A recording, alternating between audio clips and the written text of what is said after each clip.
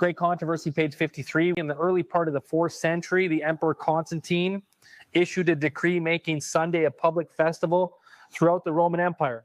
Now, why am I going back to these points? Some of you might remember Pete Hegseth. This is a Fox News alert right now. Secretary of War Pete Hegseth is addressing top military leaders in Quantico. Let's listen in. This crowd knows that. The origin dates to the 4th century of Rome and has been repeated ever since, including by our first commander-in-chief, George Washington, the first leader of the War Department.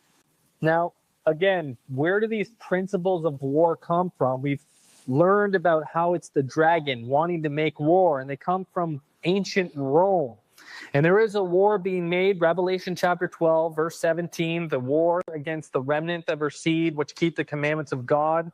That we've looked into all of this, and we understand that Sunday is a big part, and this revolves around Constantine, and particularly this sign, which is a Knights Templar sign, a Freemason sign, in hoc signo vincis. It comes from the papacy. It comes from ancient Roman Emperor Constantine. It says, by this sign you shall conquer, which is a translation of the Latin in hoc signo vincis, coming from the legend of the Roman Emperor Constantine. And so this is about a battle.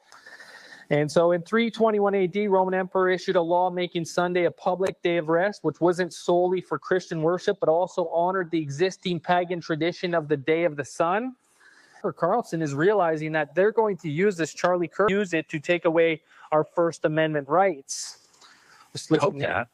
You hope that Charlie Kirk's death won't be used by a group we now call bad actors to create a society that was the opposite of the one he worked to build.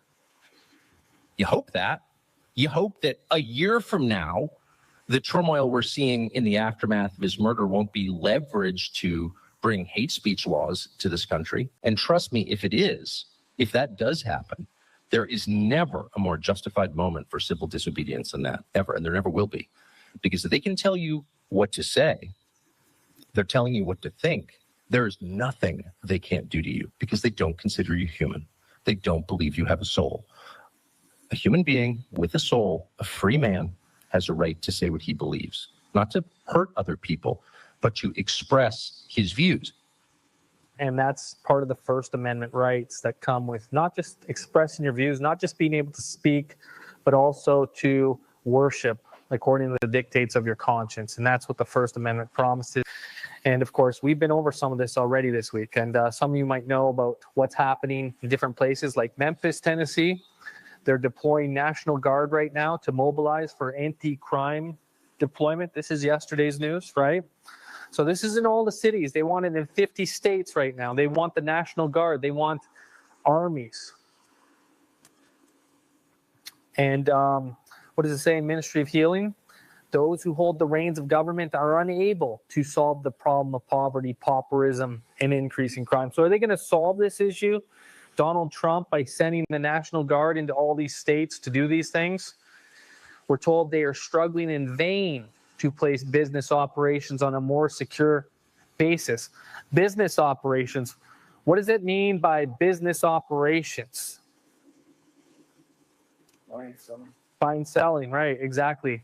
Business operations, right? So they're not going to be able to hold up in this time when the crime begins to come. In Canada right now, we have people that walk into the liquor stores and they walk out with a whole bag of liquor and other things, and the police just stand right by and watch them walk out while they do these things. In California, in many places, this is happening right now. They can't stop the crime.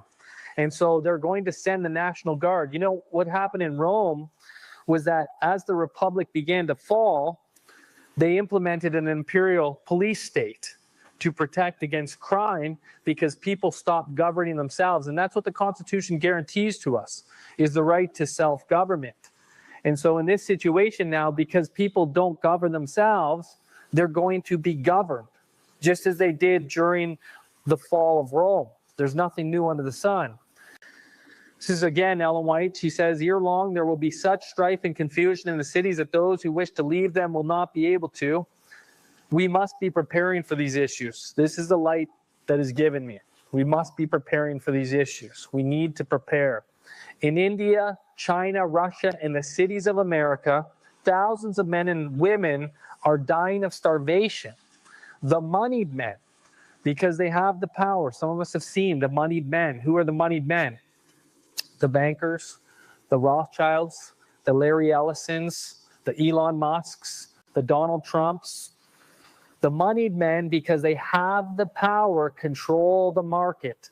They purchase at low rates all that they can obtain and then sell at greatly increased prices. This means starvation to the poor classes and will result in a civil war.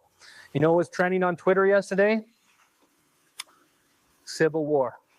And it's been trending quite frequently on some of these social media networks. We're in a time where there is coming a civil war. But we were told about this many, many years before it came to pass.